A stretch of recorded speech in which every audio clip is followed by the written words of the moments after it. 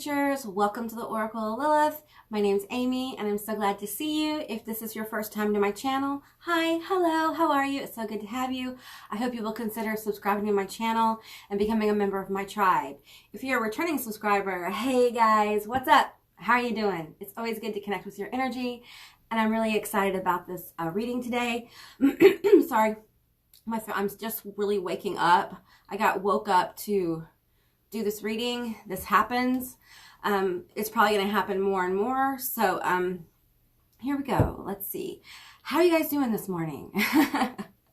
I'm still a little wild looking, but it's okay. You can't see me anyway, right? You just see my hair. So I was asked to get the dark mirror, so I'm going to get the dark mirror cards, and we're going to see what's going on. We're releasing some blocks here. That's what this is about. I feel like I was just in like my astral temple, like communicating with people. So, and I felt really guided to do this reading. How do we release blocks? Those kind of things. I think a lot of people are ready to release and move on. And that's a whole process. That's a whole process. It takes some time. Naked before the stars. Okay, this is about vulnerability. There is a power in vulnerability. Now keep in mind, this is a general reading. It's a general session. Take what resonates and leave the rest behind. I do offer personal and private readings and sessions. All that information is down in my description box below. And I'm booking into the next month. So whenever this is, well, today, this is in December. I'm booking into January right now. So, all right, just want to let you guys know. Okay, this is about vulnerability. Okay, I feel like this is a love reading. So let's keep going, and I'm going to pull some love cards. I feel like we are removing blocks to real love. My cards are going all over the place. Okay, we're removing our blocks to like true love, to getting deeper if you're with someone who is your person. Because there's a lot of people who are with their person. Okay, this is your important soulmate. This is your twin or, you know, a divine counterpart, however you resonate. So there is power in being vulnerable. Okay. And you know, I often share stories of my own life. This is one. I spent many years trying desperately to not be vulnerable to anyone, which actually made me more vulnerable to everyone. Sometimes when you do that, you actually expose more of your vulnerability, because people are like, why does this person, oh, I'm getting 3 of these. Why does this person want to you know, want to be alone? Why are they such a loner? Why are they pushing me away all the time? Why don't they let me get close? Why don't they let me come see them? That kind of thing. And one of the things you have to realize is, for this level of love to manifest in your life, you have to be vulnerable. And there's a strength in it, okay? So, and I know for me personally, like, I had to start being vulnerable in other areas of my life before I could be vulnerable in a more, like, romantic way. Now, it doesn't mean that you're going to like it or it's going to be easy, but that's the part of vulnerability that makes it so powerful. When you're able to do it, when you're able to overcome your own fear, it's something, it's almost, okay, how do I explain this? It's like it's something you want to do again. You want to share again. You want to bring more people closer. So there's a power and strength and vulnerability. And many times when we share those things that we think are weaknesses, when we share our vulnerabilities, the things that make us feel less than or disvalued in some way, you will find often that those strengthen bonds with people. It brings people to you because they hear that, they see it, and they're like, oh man, this person gets it, or they get me, even if it's just in this area. And it's really powerful. So I'm drinking coffee. What creamer is in my coffee? You want to know? It's that Cinnabon creamer. It's so good. I shouldn't be drinking it, but you know, it's around the holidays, so I'll stop. I'll stop. Okay, let's see these cards. We have engagement. Your love life is ascending to the higher level of commitment. Woo! Some of you guys who are with your person, I feel like probably within the next year. 2022 is a big year. I'm going to be doing a love reading for 2022, a pick a card. I feel like for some of you, this is going to be on the table. And for many of you, you know, a lot of people are like, I want to get married, I want to get engaged and stuff. But there's a lot of people who understand that this makes you extremely vulnerable. So you kind of have to baby your step to this, because you become vulnerable to another person. Okay. And, you know, for some of us, that's very difficult. Okay. Because when we've been vulnerable in our lives before, we've been taken advantage of, abused, traumatized, left, betrayed. And, you know, speaking as someone who has been betrayed just about by everyone who mattered to me or matters to me, not everyone, but almost, I can say that fear actually creates that situation. So you have to get beneath the fear. Beneath the fear is a feeling of not being worthy, of not being that lovable. Like, you may be in a relationship, if you're in a relationship, I'm going to talk about singles in a minute, but if you're in a relationship and your person tells you they love you, you may not really feel that. You may think you do, like other people, but the truth is, it's almost like there is I want to say a film, but like just an encasement around that energy that you can't get through, because you don't, I'm going to start crying, because you don't feel worthy. So you keep them at bay, and you've probably done this most of your life. And you're being called in 2022 to get vulnerable with your person, because it's actually going to help open up your abilities, open up your life. And it's really important that you feel safe with your person. So, okay, now for single people, this person is coming. Okay, this person's coming. Express your love. Okay, express your love. This is really important. Go ahead and make the romantic gesture. Okay, so if you're with your person, you know, express your love to them. Be verbal about how much you love them. Be verbal about, I'm getting tongue-tied, about how much you need them, that kind of thing, you know. I have my own my throat chakra, well, it is your third, issues myself. So, you know, exposing your emotions makes you vulnerable. It makes you vulnerable. And for some of us, that's really difficult. I feel like you're probably one of those people. And we have Flirt. Extend your lighthearted energy to others. This is really important, especially if you're single. I'm feeling like you need to lighten your energy. Okay, so laugh, play, have some fun. It's okay to have fun. It's okay, all right? I feel like there's Aquarius energy here. Aquarius, it's okay to juggle everything, but you need to decompress. Okay, so have some fun. Fun, flirting, those kind of things. Not only if you're single will it bring your person, it also lightens your frequency. Now, if you're with your person may need you to do this more, or you may need them to do that more. Because, you know, some people, like, you may have an emotional issue. They may have their vulnerability may be like they don't feel like attractive, or they've never felt like completely wanted by somebody. So we all have our, you know, issues. So flirting with them helps them know that they are valued and attractive and hot to you and romantically, you know what I'm saying? Like it helps them know where they stand. So, you know, it's different for different people. So take what resonates. I'm going to drink some coffee. I think I made the coffee too strong this morning. So, yeah. Okay, now let's get this card right here. We have emotions are a natural and necessary part of life, but they can also be distorted by your perception and cloud your vision. In order to see things clearly, you must let go of resentment. Okay, now I was talking earlier about the people in your life who have betrayed you, disappointed you, and that kind of stuff. Letting go of resentment really means looking back at those situations, kind of reflecting and seeing what the lesson was. What did you learn? Is it a pattern?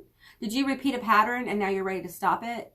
And I'm also getting, yes, be emotional with your person, but you need to figure out, you need to get discernment, clarity on which emotions are really your emotions and which emotions are reactions to triggers, okay? Especially if you've been traumatized. Many times our partner doesn't know it, our person, whatever, doesn't know it, and they have subconsciously triggered something, and many times that causes us to doubt our relationship. It causes us to doubt ourselves. It causes us to further doubt whether when they say they love you, if they really do, and it causes a further block where you don't want to be vulnerable because you already feel vulnerable. They don't know that. So it gets complicated. So when you are feeling like doubt, those kind of things, it's really good to like talk to your person, but first take a moment. You need to reflect. Sometimes a moment is 2 weeks, okay? Because we all process emotions differently. Some of us process very quickly our emotions, and others take time, especially if you had trauma. Your reaction to things that happen may be delayed, and that's part of your trauma response, is that, you know, probably when you were young or whenever this trauma has happened, you could not feel it right away. So your survival primal self said, okay, so we're going to have to experience that, but we don't have to right now. We're going to put that off, put it in little, I call them little boxes or filing cabinets in your brain. They kind of file it away. And then over time, it festers up to be cleared. Okay. So it's good to honor your emotions and things like that. But when you get into a kind of a subconscious trigger, it's very hard to talk about emotions from a place of strength. And you don't want to reveal, you know, the deeper layers of yourself when you're kind of in a state of trauma on a level that you may not be able to, like, not trauma, but like, how do I explain? Like I don't know if I want to say that either. It's like a moment where you're dealing with the subconscious stuff that happened to you. Okay, so yeah, so honor that. Take a moment and honor it. Don't just lash out. I was the kind of person where I have like complex PTSD, and when I would get triggered, my triggers would cause me to scream like intensely. Intimidation by being loud and emotional. It kept people away from me. I had a house full of Aries, and I'm a Libra, so it was terrifying to them. All that emotion was like, we just don't want that anymore. So, you know, I had to learn how to control that. And how do I control it is when I start feeling, and you know what your feeling is, like when you've been triggered in some kind of way. It's like an anxious kind of like, this emotion makes me feel uncomfortable. You know, you may feel it in your heart chakra where it's just like kind of a shock to the system. Take a moment. Do what you need to do. If you need to go talk to somebody and seek professional help, please do that. I'm not a professional psychiatrist or psychologist. I'm just sharing my experiences and my gifts with you. I feel like, you know, it's really important to take your time. You know, you don't have to pull the trigger as soon as you put the gun in your hand, okay? It's good to take the gun, learn about the safety, learn about the ethical things, learn about the moral things, learn about all the things about this weapon. Then you take your time and you learn how to hold it. You learn how to hold it without it, you know, reverberating or bucking in your hand. Then you learn how to point it. Then you learn how to shoot it. And you learn how to point at the target, get the target the first time, you know, and that's kind of what happens with this emotion. Like, we learn about these emotions. You have to be willing to kind of go into that area where you are uncomfortable, you're scared, you're full of anxiety, because you can feel energetically someone trying to get close to you. And it's triggering that. That's what twin flames do. That's what, like, even divine counterparts do that to each other. So, all right, let's get into some more cards here. That was just the first little, we're at 14 minutes. Okay, let's get some more. I'm not sure I'm going to get any tarot, you guys. I didn't yesterday, so. Okay, we got 3. 3 feels like a magic number this morning. We have, I can't pronounce it, diamond-hearted Dakini. I see the light in my own darkness. I face my ego beliefs to feel free. Okay, so this is the healing we're talking about. You know, you have to be willing to go into these places within your psyche, within your heart, and no longer run from those emotions. Because I know that when I would feel that coming up in a conversation or a fight or something, I would immediately lash out to kind of like release the pressure, like a balloon that's blown up. You kind of like let it open to release the pressure. So I would scream, I would get angry, I would get really emotionally out of control. And I had to learn to take a moment and honor like the fear within. Honor it. Sit with it. Sit with where it came from. That kind of thing. Allowing those emotions that cause you to feel this way really does help you understand your underlying issues, because that reaction is deeper. It's deeper than it appears to be. Okay. Let me get another drink. Oh, I got 4 cards. Okay, we have, the Queen of Saintly Women. I am in service of divine love. I move the way love asks me to.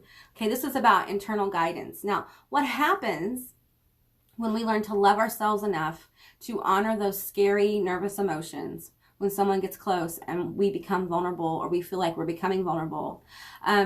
It's really important to understand that as you do this, you will get intuitive hits, okay? Because you're doing like divine level work. You're doing deep rooted work, whether you feel it or not.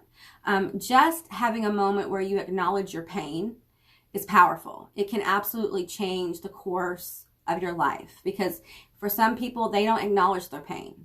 They are just constantly running from it. When you can take a moment and see that what's happened to you, trauma, whatever this is keeping you from being as close as you possibly could to your person. And in that way, your trauma is robbing your person of truly experiencing who you are. So when you see it like that, so your guides, your subconscious, whatever you want to call it, really starts to move and help you. So it helps you by knowing, they'll let you know when it's safe. They'll lead you to things that you may not have thought of that will give you comfort and make you feel safer. They'll help you in times where, issues are coming up. You may become very emotional. I know that I cried more in 2019 than I probably have my whole life. Okay. And I had to give myself space to mourn. I had to mourn for the child that I was. Okay. And it was a very deep process. And, how did I cope? If you want an example of how I coped with this deep grief. Okay. I took a lot of Epsom salt baths, and, I did a lot of frequency music. I meditated a lot in a very high frequency. And most of that frequency was a clearing energy as well. I have a powerful meditations list that has all kinds of different meditations. I've done them all on the list. There's over 100. And what I recommend is you find a kind of like a frequency video, or and sometimes they're 4 hours long, sometimes they're 8 hours long, and play it in the background. Play one that clears your energy. Play one that's full of love and healing, those kind of things. And, I played it every day. I slept with some of them on. And over the days, I would find that, I would have fears come up. But at the same time, as I released those and understood the deeper issues, I can truly mourn for myself, the losses that I've had. So it's kind of a sacred journey of doing this. But once you kind of get into that and you mourn and you purge, you find your energy gets lighter. And you start to heal these ideas about yourself. This is really interesting. I'm getting a lot of like alien guides come forward. Okay. I feel like a lot of you guys are in a situation where if you're with your person, they're going to trigger you to basically ascend and raise your frequency. If you're not with your person, the process of getting to them is going to help you ascend and raise your frequency. Okay. Let's keep going here. We have Green Terra, the Buddha of enlightened action. My soul informs my, sorry, my throat chakra is trying to close up. My soul informs my every step. I do what my heart compels me to.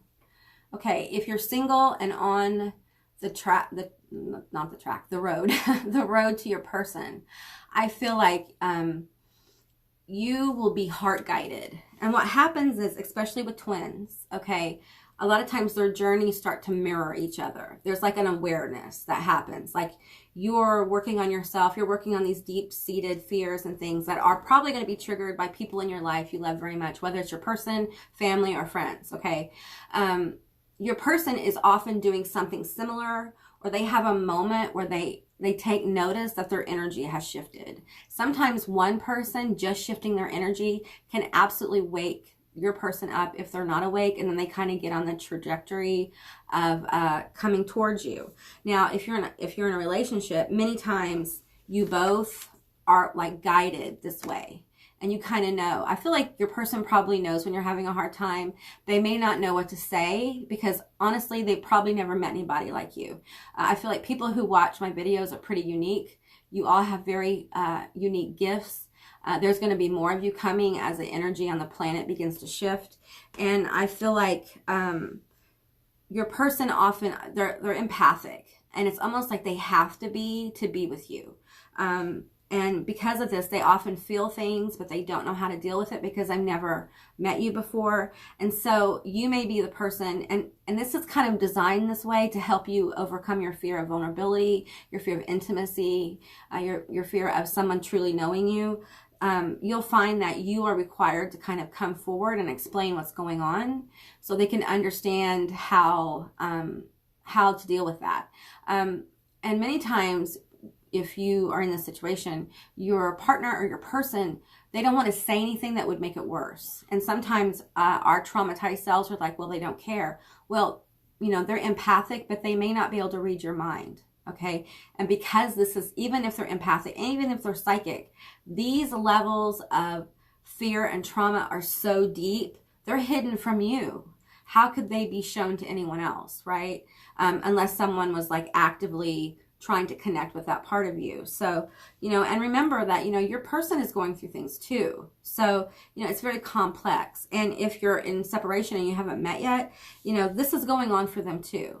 Like, for some of you, your partner is a lot different from you, but yet you're the same on the really important things. So, all right, guys, that's what I got for you guys. I hope this resonated. If it did or didn't, please leave me a comment in the comment section down below. I'd love to hear from you guys. If you haven't subscribed, please do. And become a member of my tribe. I would love that. And I will see you beautiful, magical creatures next time. Bye, guys.